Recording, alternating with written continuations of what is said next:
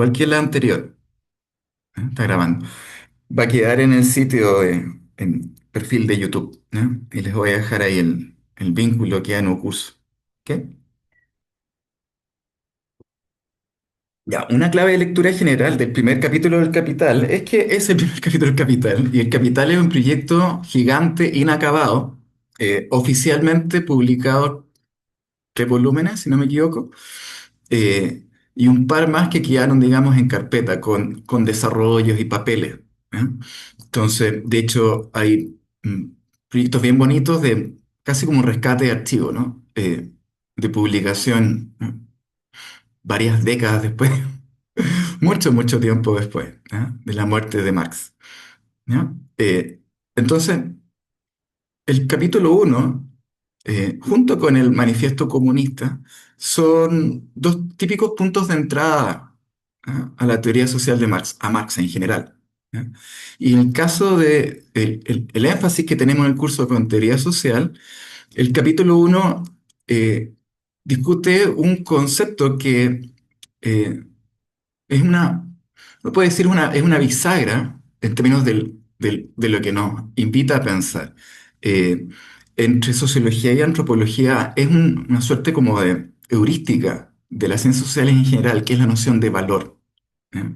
La van a encontrar discutida en distintas, en fondo, corrientes de pensamiento, distintas teorías, eh, y de alguna forma tensionada también históricamente en función de, por ejemplo, cómo la noción de valor eh, permea la vida cotidiana, ¿no? Cuánto valen las cosas, ¿no? Y por tanto, ¿qué significa que algo esté en oferta? O que algo como dice el eslogan, ¿no? Que no se pueda comprar con dinero, ¿no? Porque para lo demás existe Mastercard. ¿Qué significa todo ese tipo de discurso y las prácticas cotidianas con que sobre todo valoramos a los objetos, ¿no? A las cosas, lo que Marx llamó mercancía, ¿eh? Desde una perspectiva marxista, que ha sido recontra criticada, defendida, desarrollada, y es ciertamente una perspectiva, es una teoría del valor, y particularmente una teoría del valor trabajo, ¿ya? De la creación del valor a través de una práctica que quizás es lo que se roba la película, digamos, el pensamiento marxista, ¿ya? Que es el trabajo, y sobre todo recuerden históricamente el trabajo en una época industrial, ¿no? Una economía muy fuerte industrial o naciente en función de su predicamento de modernidad y desarrollo, por ejemplo, en América Latina. ¿Eh? Si uno mira la bandera de Brasil, ahí está el eslogan, ¿no? Orden y progreso, ese tipo de cosas. Entonces, la noción de valor en general está, fondo, es recontra controversial. ¿Ok? Y entenderla desde una perspectiva marxista significa también en parte meterse a esas controversias, ¿no? Y poder criticar de vuelta a Marx. ¿Ya? Quizás el pivote donde nos podemos apoyar en Marx, o, s- o el resorte donde podemos, digamos, trascenderlo, está en el contraste, en su teoría del valor trabajo, en el contraste entre valor de uso y valor de cambio. Esto lo vimos en clase y a esta altura creo que debería quedar más o menos claro, ¿ya? Por tanto, una clave de lectura en el primer capítulo del Capital es fijarse en cómo Marx va caracterizando la mercancía en función de su teoría del valor. Las nociones de valor que ocupa, ¿no? Cómo las relaciona, cómo las pone en conversación, ¿no? Y sobre todo, nuevamente, una lógica dialéctica, ¿eh? Con un énfasis, como lo hablamos en el Capital, en el primer capítulo, material particularmente en función de los objetos, las mercancías, ¿eh? Las cosas, digamos. ¿Ok? Entonces, esa es una primera clave de lectura, ¿no? Apréndanse las características, digamos, ¿no? Eh, de las mercancías en función de la teoría del valor. Luego, eh, entiendan bien, en función de esa discusión que hace Marx, ¿ya? La relación que tienen los valores. ¿Ok? Eh, por ejemplo, ¿en qué sentido hay valores fundamentales eh, para los objetos a propósito de lo que el capitalismo les hace o no? ¿Ya? Como lo sitúa el mercado o no. ¿Ok? Eh, y por tanto, como en el fondo la ruta histórica, digamos, la vida social de las cosas, ¿ya? En el capitalismo supone una suerte como de transmutación, ¿no? Así como un ritual, ¿no? De pasaje, donde de pronto el objeto adquiere una suerte de adultez comercial, por decirlo así. ¿Ya? y cómo eso en el fondo tensiona y dialécticamente, ¿no? Sintetiza el objeto, ¿ya? A propósito de algo que adquiere, pero al mismo tiempo también de algo que nunca pierde, ¿no? Que más bien queda oculto y ese tipo de cosas. ¿Eh? Eh, Entender bien el contraste entre, por ejemplo, valor de uso y valor de cambio es vital para entender la noción de fetiche. Eh, lo mismo con, ¿se acuerdan cuando vimos sobre todo en los modelos, en el Marx más viejo, digamos, su discusión económica del capital, en los modelos que vimos sobre no solamente el proceso productivo, ¿eh? eh, productivo de las mercancías y del capital, ¿no? Y reproductivo sino también como Marx va dialécticamente, digamos, pegándole en la juntura, ¿no? En la tensión entre valores, ¿ya? Y entre otras cosas, ¿se acuerdan? Donde veíamos, por ejemplo, la tensión no solamente entre valor de uso y valor de cambio, sino ¿ya? Entre el tipo de trabajo, ¿no? Que es concreto o abstracto, ¿no? Revisen bien en esos modelos y también utilizándolos como guía de lectura para el primer capítulo ¿no? Del Capital. ¿Sí? Eh, la forma de definición de valor, ¿no?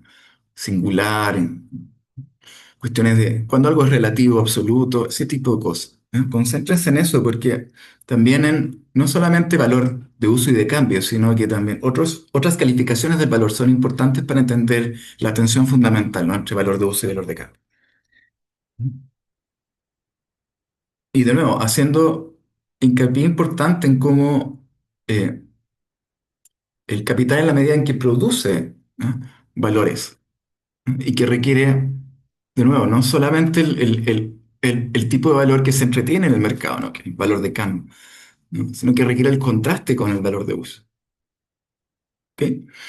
Y qué pasa en ese contraste y qué le pasa no solamente al producto, sino también al proceso, ¿no? De producción. ¿Ok? Lo vimos en las sesiones anteriores, el Marx más joven, más filosófico, con los sujetos. En Marx más viejo vemos los objetos, ¿no? En el sentido que la alienación y el sujeto alienado en particular, ¿no? Como producto ¿no? Algo que le hace en el fondo el capitalismo en su proceso a las personas, a los trabajadores en particular. ¿No? También esconde algo o niega algo de ello, ¿no? O les roba algo. ¿No?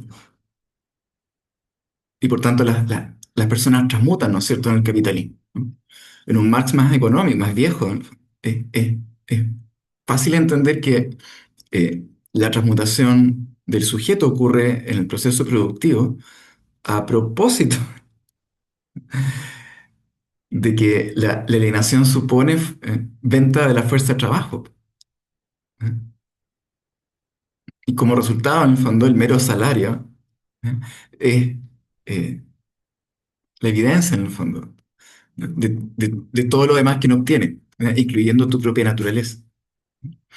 Y ni siquiera estamos discutiendo el aspecto cuantitativo, el no sé cuánto te pagan, sino del proceso mismo que resulta en el fondo en el pago por el trabajo, ¿ya? Lo que tú agregas, digamos, a tu experiencia, dinero, versus lo que en el fondo se vacía en ella, ¿no? En la experiencia de producción, incluyendo producirse a uno mismo. El caso de los objetos es lo mismo. Por supuesto, un objeto también, entre comillas, no reacciona o si ustedes quieren, reacciona de forma distinta al capital. ¿Eh? Eh, Uno podría decir que en los seres vivos, su, digamos, objetificación en el mercado, ¿ya?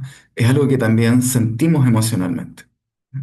Uno puede pensar que una silla no siente, no emociona su fetiche, ¿ya?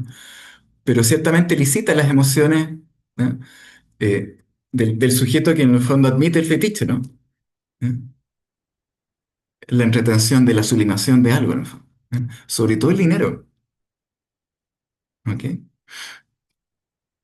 Ya. Entonces, de nuevo. ¿Mm?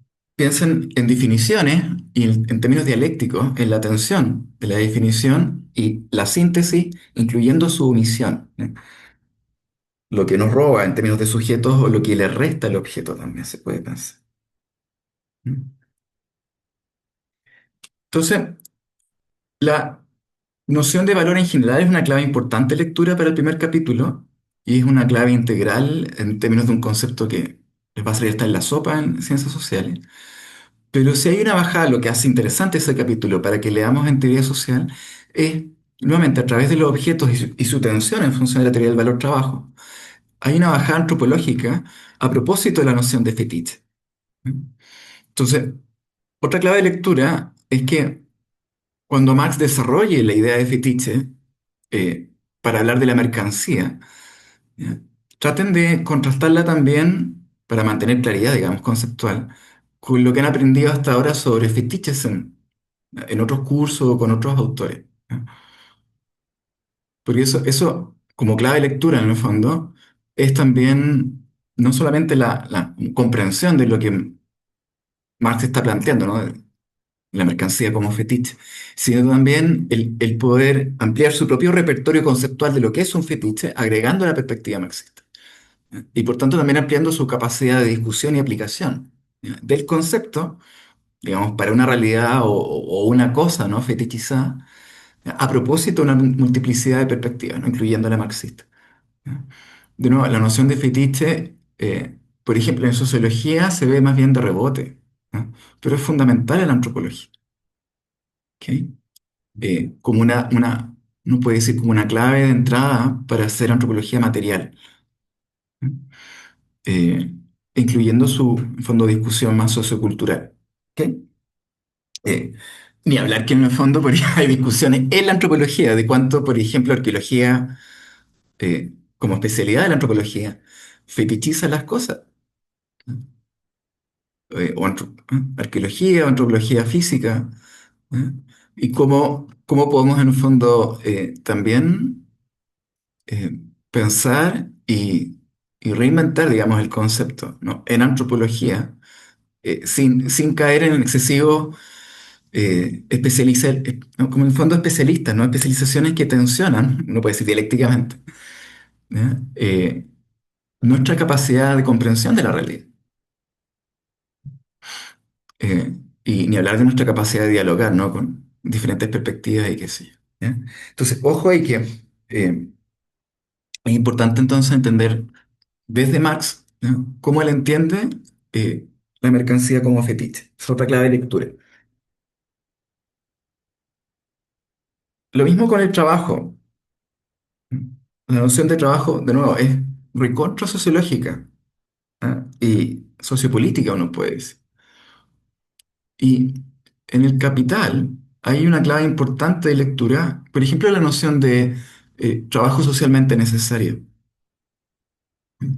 Y cómo en la teoría del valor trabajo, en el fondo, la noción de trabajo socialmente necesario eh, permite refinar, por ejemplo, el contraste entre valor de uso y valor de cambio. Entonces, de nuevo, pueden utilizar los diagramas que revisamos en clase como clave de lectura del primer capítulo. ¿Ok? Ya. Eso es más o menos, si se fijan, eh, este espacio yo lo pensé simplemente para comentar una vez más y resolver dudas si es que eh, no hay todavía. ¿Ya? Si es que hay alguna pendiente. Pero es material que hemos comentado varias veces en clase y la lectura en general, o sea, aparte de ser un clásico, mi idea es que también les invite a leer el capítulo 2, 3, ¿ya? Y más adelante. ¿Ok? Eh, Antes de comentar la lectura de Harvey, la conexión con el Capital es que, de hecho, yo lo dije ayer, David Harvey es uno de los grandes lectores de Marx. De hecho, tiene varios cursos muy bonitos y donde lo ha hecho durante mucho, mucho tiempo, de leer el Capital de Marx con Harvey. Y donde ha hecho el curso con, como, en el fondo, personas de distintas disciplinas, o como trasfondos, digamos, ¿ya? Eh, y por sobre todo, con Harvey y otros, eh, aprender más allá de lo que hemos visto en el curso. Eh, y al igual que con Durkheim, en el fondo, ¿qué tienen que decir estas personas de hace tanto tiempo atrás que aún tiene frescor hoy? Y que no. ¿Ah? No tanto en el sentido de que ha sido superado en la discusión, ¿no? Intelectual o qué sé yo. sino más bien en cómo nosotros mismos, superándonos a los que están muertos, sistemáticamente perdemos cosas de la realidad y perdemos perspectivas, ¿no? Y omitimos, incluso por este desecho, ¿no? De superar, digamos, ciertas discusiones, eh, elementos que, no quiero decir que el eterno retorno de la realidad, pero en el eterno retorno que se reitera, ¿no? O al revés, que uno piensa que en el fondo la historia relapsa ciertas cosas, ¿ya? Y refresca ciertas cosas en relapso también, ¿no? Cuando hablamos, qué sé yo, de neofascismo y qué sé yo, qué significa también volver a hablar de fascismo o feudalismo y agregarle este prefijo, no neo. Lo mismo con expresiones como posmodernidad o qué sé yo, ¿ya?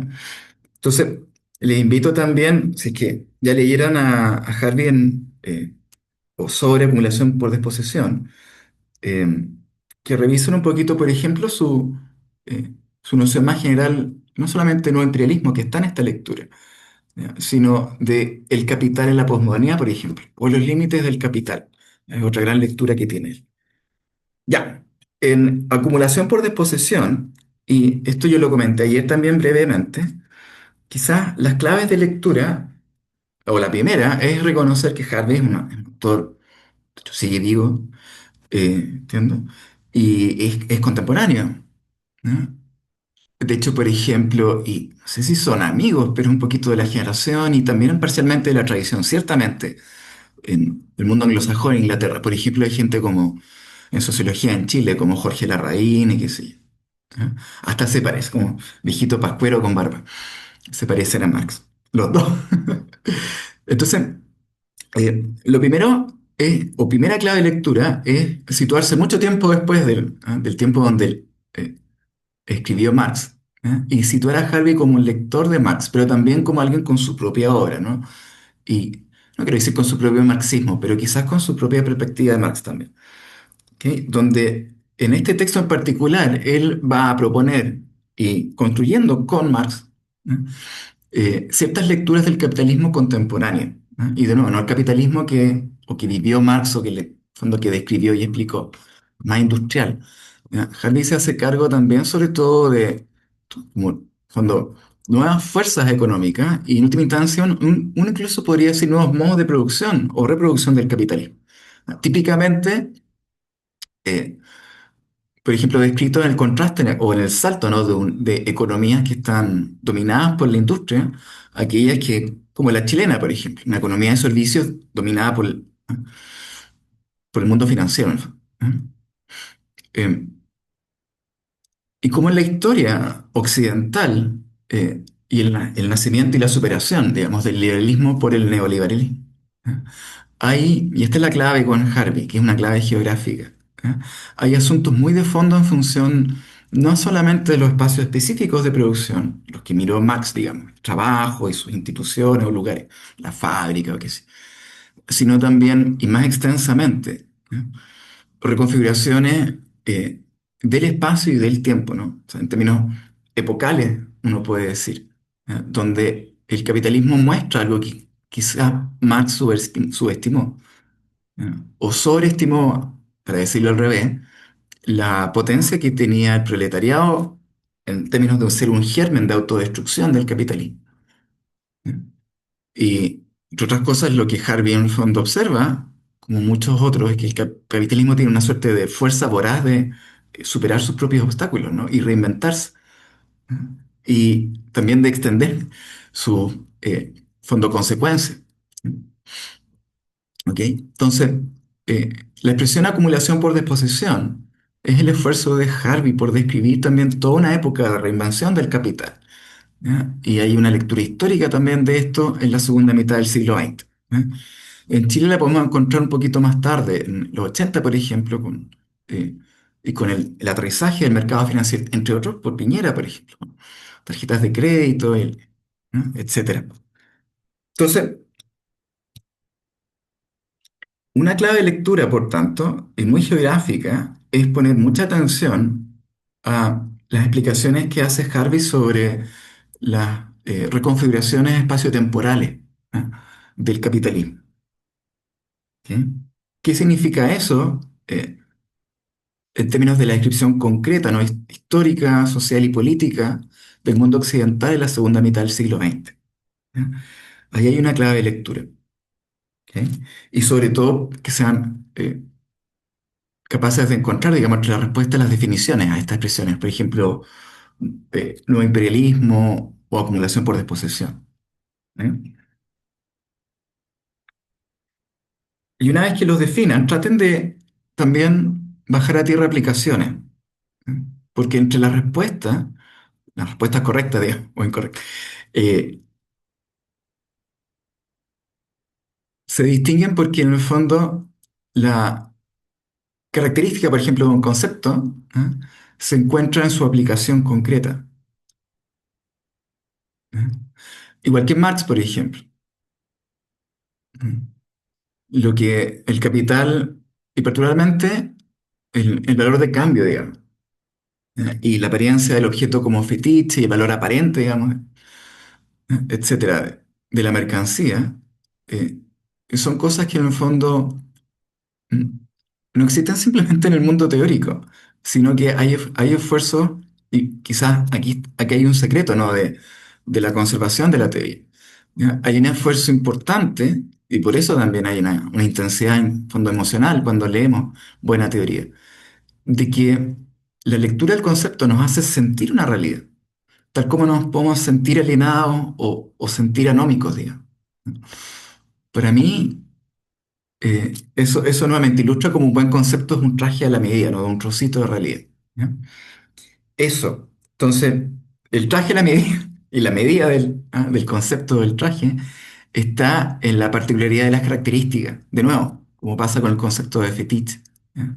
Desde una perspectiva marxista, por ejemplo, se pueden acentuar o se pueden definir características específicas del concepto en contraste con otras perspectivas, etcétera. ¿Ya? Entonces, para prepararse, por ejemplo, incluso para hacer una lectura sistemática, cuando van tomando apuntes, cada vez que aparezca un concepto, pueden hacer una definición y luego, al fondo, profundizar en las características, pueden ser, por ejemplo, en los adjetivos, ¿no? O elementos de la definición. ¿Ya? Profundizar en la definición, ¿no? ¿Ok? Y desglosarla, en el fondo, en sus elementos. ¿Ya? Eso como sugerencia, yo creo que les va a ir bien. Está tan fácil o difícil como el anterior. ¿Ok? Y recuerden, la lectura de Harvey es complementaria, pero al igual que la anterior, suma décimas que en noviembre, en el fondo, yo les voy a advertir que tenemos cierto calendario para poder transferir las décimas cuando son décimas extra y sobre todo cuando se pierden si les va muy bien y tienen más de un 7 y cosas así. ¿Ya? Es... ¿Tienen preguntas? ¿Comentarios de la lectura?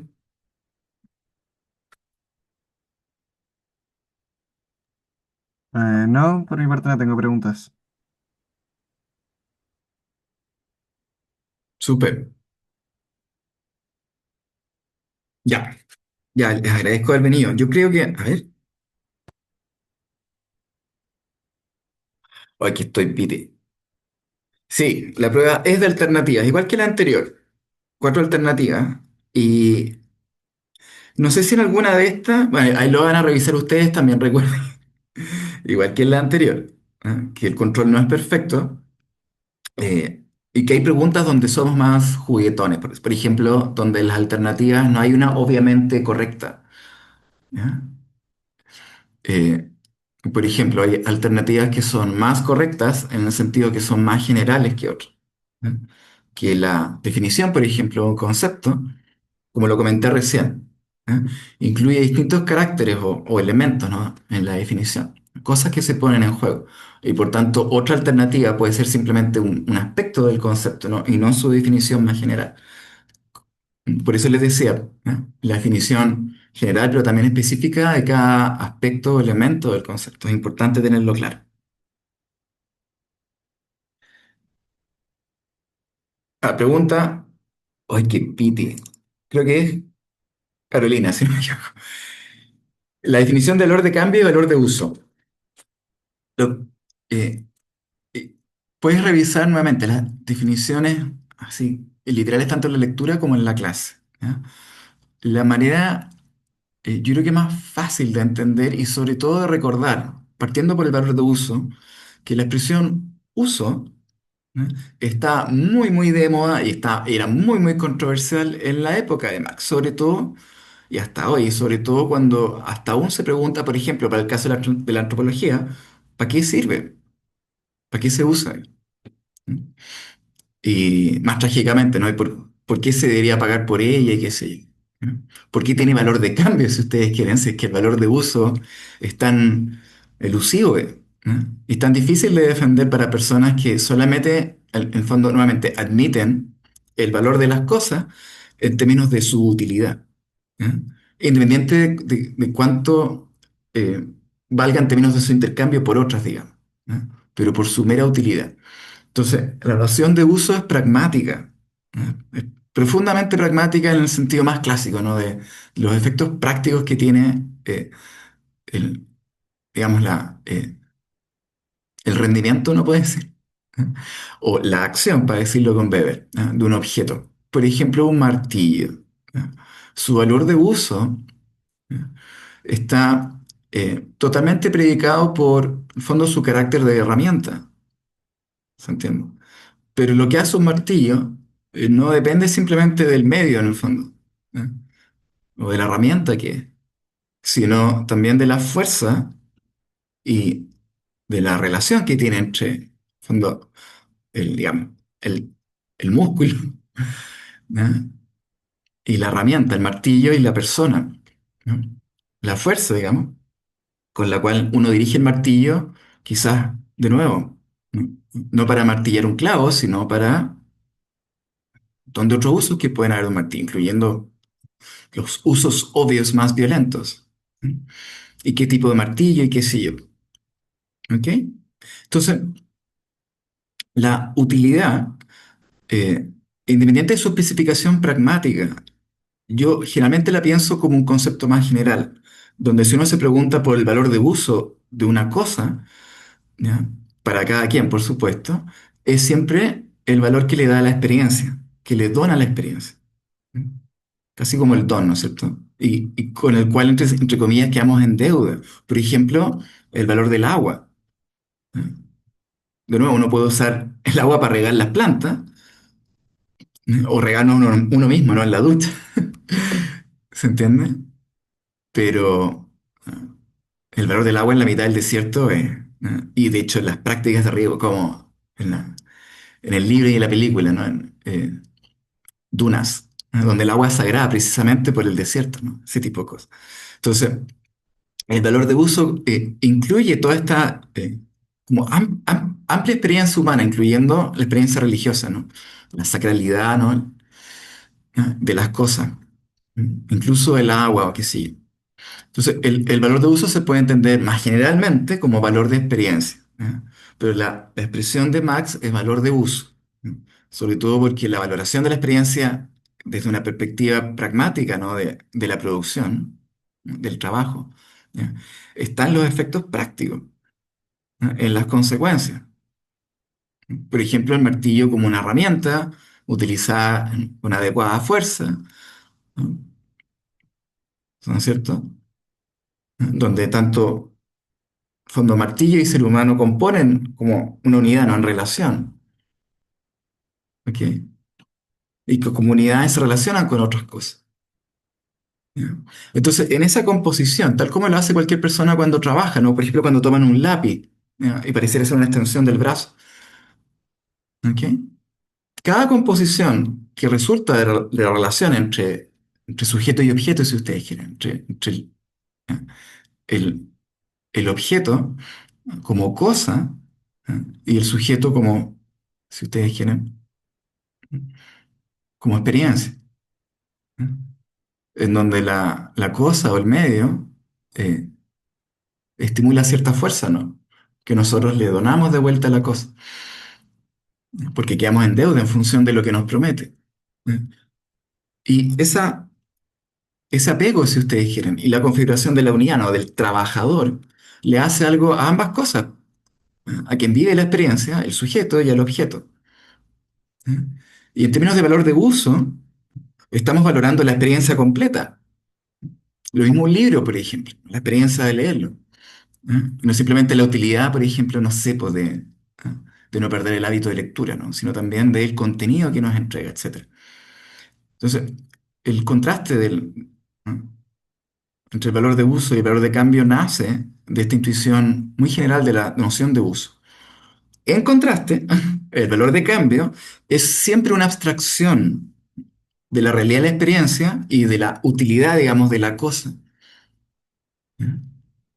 Por eso, por ejemplo, hay cosas que, en teoría, si todo tiene, al menos potencialmente, ¿no? Un lugar en el mercado, no tiene potencia de intercambio, es intercambiado, hay ciertas cosas cuya valoración incluso pareciera bloquear, digamos, la transmutación del valor, donde nos negamos a intercambiarla. Yo mencioné el típico el riñón o qué sé yo, algo que es muy querido para nosotros. ¿Mm? ¿Ok? Pero en la medida que uno acepta la abstracción, ¿mm? del valor, ¿ya? No es tanto que el valor de uso se pierda, ¿eh? Sino que en el fondo el uso, en términos de, nuevamente, la textura de la experiencia, ¿no? La calificación o el carácter que le da la experiencia, se cuantifica. Todo lo que es cualitativo en el lado de la experiencia de uso se transforma en algo cuantitativo. ¿Por qué? Porque lo voy a intercambiar por otra cosa que me da otra experiencia. ¿Mm? Por eso, en cierto sentido, la experiencia del dinero y la utilidad del dinero es tan vacía. ¿Mm? Cuando el dinero pierde su valor económico, solamente sirve para prender, digamos, el fuego. Es un papel nomás. No tiene más uso que eso, ¿no? Si es que lo tiene. Pero tiene un tremendo valor de cambio. Mientras más ceros tenga, más valor tiene y más preciado es.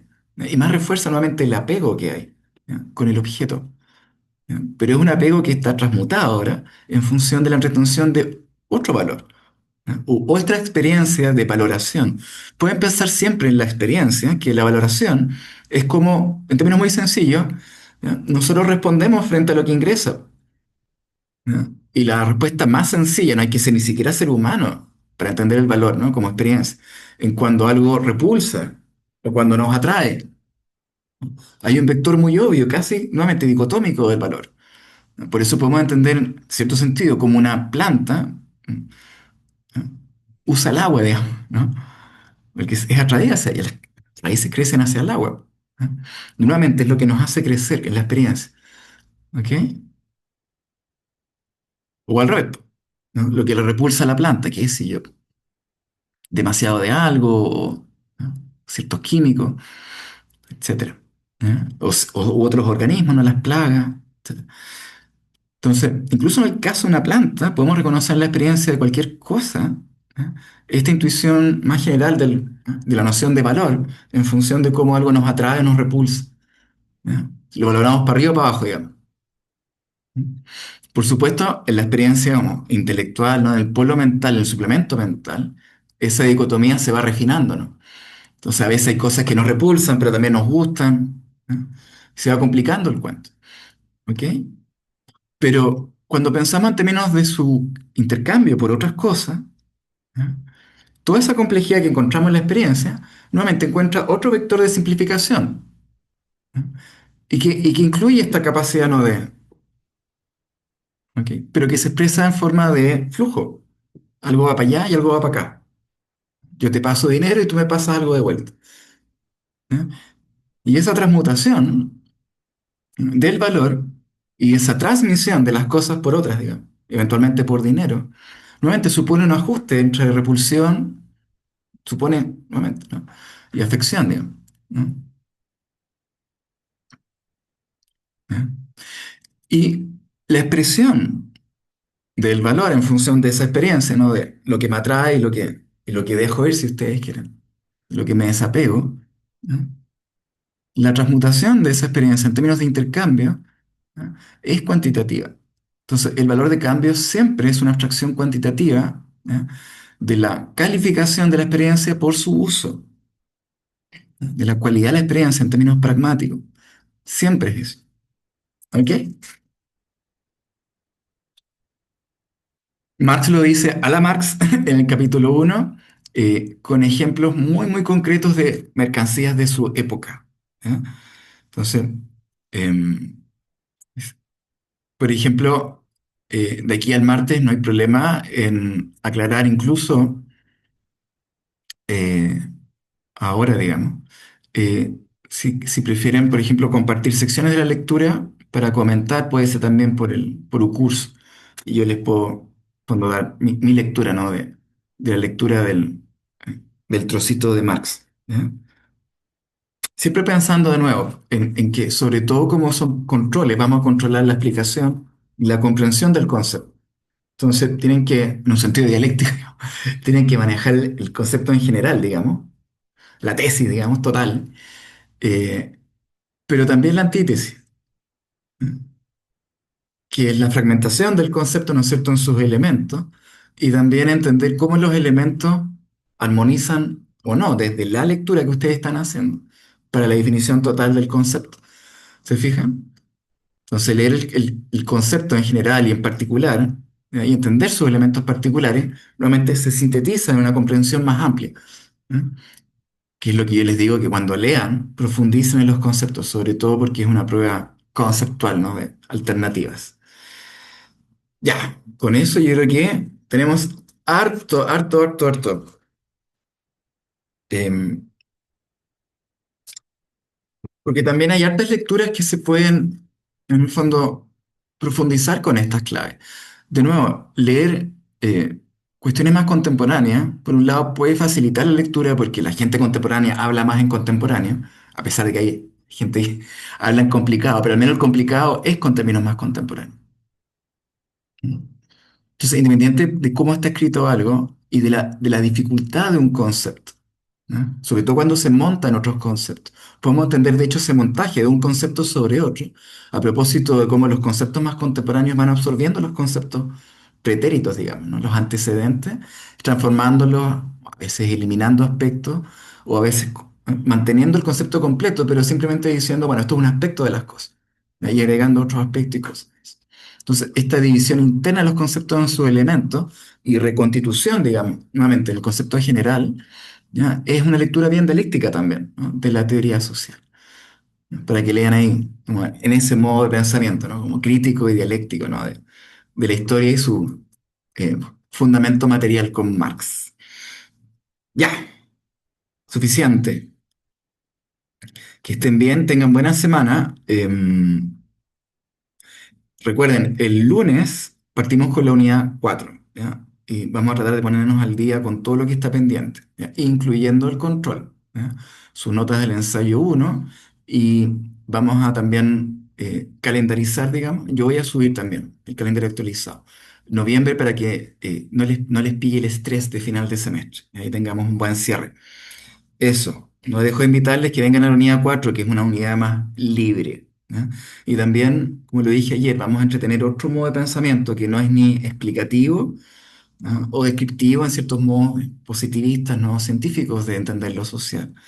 Pero tampoco es tan crítico, si bien hay un poquito de ambas cosas, ¿no? Hay ciencia social y hay pensamiento crítico, ¿ya? Y ciertamente en Weber hay explicación, casi enciclopédica.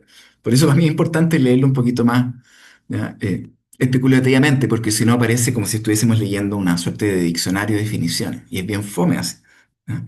Entonces, ¿cómo darle un giro teórico, ¿no? Al pensamiento social de Weber sin perder la gracia, ¿no? Y la importancia de sus conceptos no es fácil. Es más, alemanote, por decirlo así, que Marx en cierto sentido. Y aquí estén bien, recuerden, yo voy a subir esto ahora, apenas termine de compilar, lo voy a dejar en el YouTube. Que estén bien, nos vemos el próximo lunes. Chao, profe. Chao, Chao, chao. profe. Y gracias por venir.